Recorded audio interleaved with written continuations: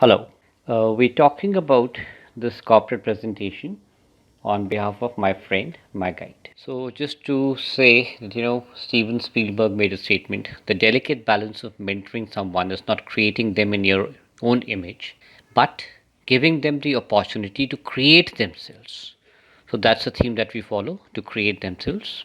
We have a team of people, as seen on the screen. We provide a wide spectrum of services: corporate sector, education sector, we talk about school students and college students, housewives, hygiene skills, and lifestyle related challenges. So, over this presentation, we'll talk about the corporate sector and corporate training programs. Now, we classify our training programs, the corporate sector, into four broad categories: productivity enhancement, capability development, hygiene parameters, and other lifestyle oriented things. When we talk about productivity enhancement, we are talking about that set of skills which are directly linked to the productivity of a person, a team, a unit, or a factory. Now, each of us in organizations have different rules based on hierarchies, and our productivity is based on the role that we play at a given point of time. So here we have three different categories of strategic management for the senior management people, operations management, because middle management largely is attributed towards operational control of the organization. They are converting the strategic initiatives from the senior management to the execution on the lower management. And then third is skill development for the line worker or the junior management staff. Interpersonal skills and team management are some factors. When you work in as a team, your gelling with the team will be a part of the productivity that is associated with the team. Second, we talk about capability development. Capability development is primarily the skills which are associated with the skills that I acquire or I learn. This could be because I've given a growth in the organization, or there could be a transition. Transition could be possibly because of a role shift or a promotion or a new hiring. So, skill development or skill honing, new roles and responsibilities are required here. Then here we talk about project based modules, could be robotics, artificial intelligence based modules which are new coming in the systems, learning and honing of technology skills, Java, Python and SAP, and these are just names to put across. And MIS based trainings in the organization specific. Some organizations have asked us for this training programs on reporting structures. Here, when we talk about capability development, we also involve some third party partners with us, because some of these training programs are highly specific in nature. For somebody who wants to do some program in artificial intelligence, possibly we may have to hire, but then that's our responsibility from our clients. We deliver in a single snapshot. Third is the hygiene skills. In an organization, communication skills, verbal, presentations, written, body language, positive personality are some of the attributes which subconsciously affect you as a person and your overall bearing on the team.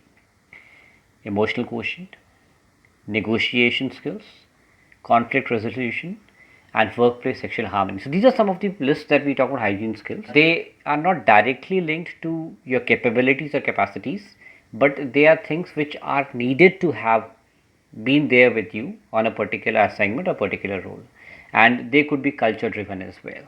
So we keep those intonations of culture in place when we talk about them. Well, lifestyle related workshops we keep doing, because today handling emotional burnouts, managing failures, setbacks, managing expectations, effective parenting are some things that everybody talks about today. So we have some workshops on these. Now we talk about time management, a case study, so that we are on the same page of how we deliver that. Now a classic approach to time management is this matrix where we classify on urgency and importance of a particular task. We don't do that to begin with.